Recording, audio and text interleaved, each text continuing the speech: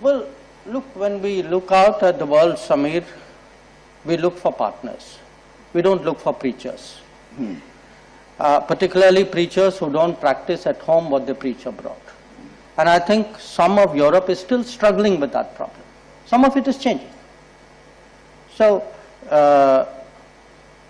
the issue for us, I mean, in many ways, Europe, I think, has entered a certain zone of reality check. Now, whether they are able to step up to it or not, it's something we will have to see. But from our point of view, if we are to develop a partnership, there has to be some understanding, there has to be some sensitivity, there has to be a mutuality of interest, and there has to be a realization of how the world works. And I think these are all work in progress to differing degrees with different parts of Europe. So some have moved further, some a little bit less. At home, to get people to understand that we have now reached a size and a stage where almost anything consequential that happens in any corner of the world matters to us. And you know what, if we are setting up a research station there, or if we have a policy, or a few years ago we passed legislation on Antarctic, we created a Indian Antarctic Authority. These are not just scientific initiatives. I mean, they are obviously, but there is a larger importance to what is happening there, especially the Arctic. And in a interesting way, I think the controversies of the last few months, not just in India, I think it has brought out to the lay person the significance actually of the Arctic, and people write learnedly and talk learnedly about this today, which they wouldn't have done 6 months ago.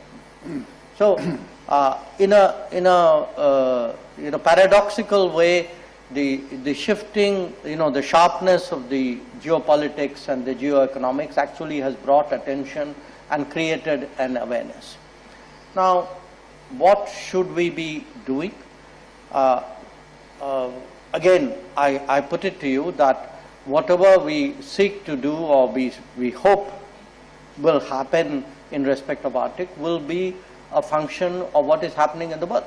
I mean, countries are not going to do one kind of diplomacy on every other issue and a different kind of diplomacy on Arctic. So what is today happening in the world? Because you can't divorce the future of the Arctic debates from the direction of the world. I think you are having interest, because President, you brought it up, I mean, a United States which has a dramatically different position. And it has a dramatically different position actually again for two very ostensibly contradictory reasons. On the one hand, there is a belief, at least in large circles, the ruling circles in the United States, that the developments of the world, the direction of the world order in the last 20-30 years has not gone in their favor, and that they no longer benefit by upholding a world order in which somebody else has gamed to their detriment. But there's the other side of it. The United States is also today much more self-sufficient than it has been for a long time. Self-sufficient in energy, self-sufficient, interestingly, the US today, there is, immigration is part of the debate, but the US is really looking at rebuilding using technology and a certain level of manufacturing as a game changer. So the combination of what they believe are better resources, greater creativity, their technology leads. So you have both a disenchantment with the past and a promise of the future, which say, where the US says, the rest of you who used to be with me? Well, you know, I've now done a cost benefit and maybe you don't look so good now. So I am willing now to navigate a world much more on my own. Now, if you look at the number 2 economy of the world, they were pretty much doing that anyway, because that has been part of their history and their tradition and their politics. Now, when you come to Europe, I think Europe has a real predicament on its hands. A few years ago, say 5 years ago, Europe thought it had an optimal positioning, that, you know, between energy from Russia, the Chinese markets and American security, it looked all very neat. Each part of it today is under stress, to put it very politely. Now, on top of it, you know, Europe had a selective belief in the indivisibility of the world. When it liked the world to be connected, they believed in indivisibility. When it didn't, there was a fortress Europe. So what has happened is Europe is today under pressure to change, because the realities of multipolarity are dawning on it. I think it's still not adjusted and absorbed it fully. United States has dramatically changed position. The Chinese are doing what the Chinese were doing. Russia has, again, you know, Russia's connection with the Arctic, you know better than me.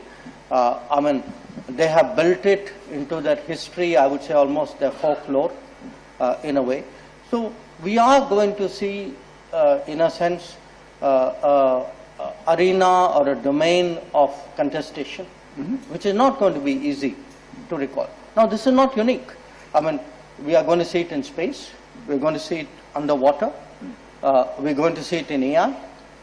So we are looking at a much more contested world, much sharper competition, where it will be a challenge for the world and for individual nations to find some kind of equilibrium and get people to work together. It's not going to be that easy or comfortable to arrive at.